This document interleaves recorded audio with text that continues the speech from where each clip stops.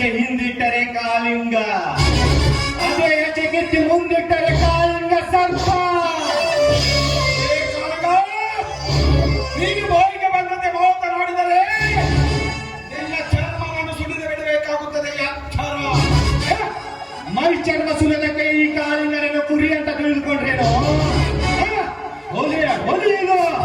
ಈ ಹುಲಿನ ಹಿಡಿಯೋದು ಒಂದೇ, ನೀವು ನಿಮ್ಮ ತಾಯಿ ಗರ್ಭದಲ್ಲಿ ಹುಟ್ಟಿ ಬರೋದು ಒಂದೇ.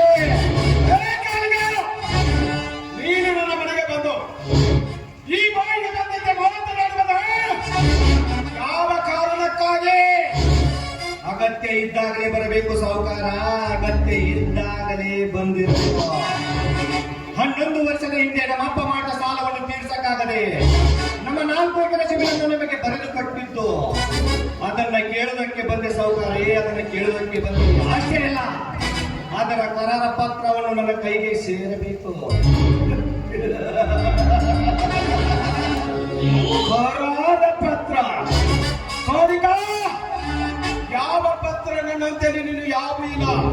10 ವರ್ಷದ ಹಿಂದೆ ನಿಮ್ಮಪ್ಪ ರಾಮಪ್ಪ ನನ್ನಂತೇಳಿ ಸಾಲ ತೆಗೆದುಕೊಂಡ ನಿನ್ನ ಆಸ್ತಿಯನ್ನು ನನಗೆ ಖರೀದಿ ಹಾಕಿಕೊಂಡಿದ್ದಾನೆ.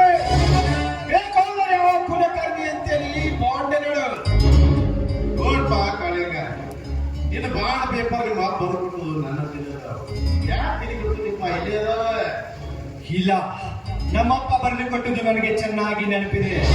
ಇದರಲ್ಲಿ ನೀವು ಕಟ್ಟನೆ ಕಟ್ತಾ ಇದ್ದೀರಾ. ಮರ್ಯಾದೆಯಿಂದ ನನ್ನ ಜಮೀನನ್ನು ಬಿಟ್ಟು ಕೊಟ್ಟರೆ ಸರಿ, ಇಲ್ಲ ಆದ್ರೆ ನಡೆಯೋ ಕಟ್ಟನೆ ಬೇರೆ.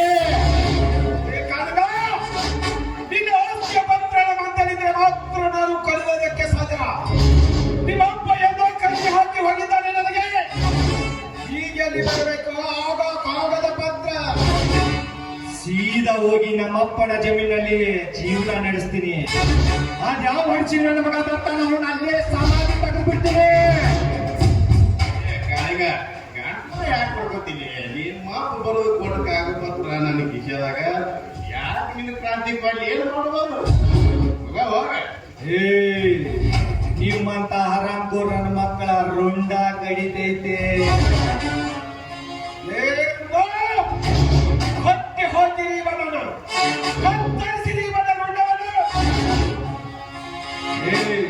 ಯಾವನಾದ್ರೂ ಈ ಕಾಳಿಂಗನ ಕೈ ಹಿಡಿಯೋದಕ್ಕೆ ಬಂದರೆ ಈ ಕಾಳಿಂಗನ ಕೊಟ್ಟಿಯಿಂದಲೇ ನಿಮ್ಮ ಸರ್ಪ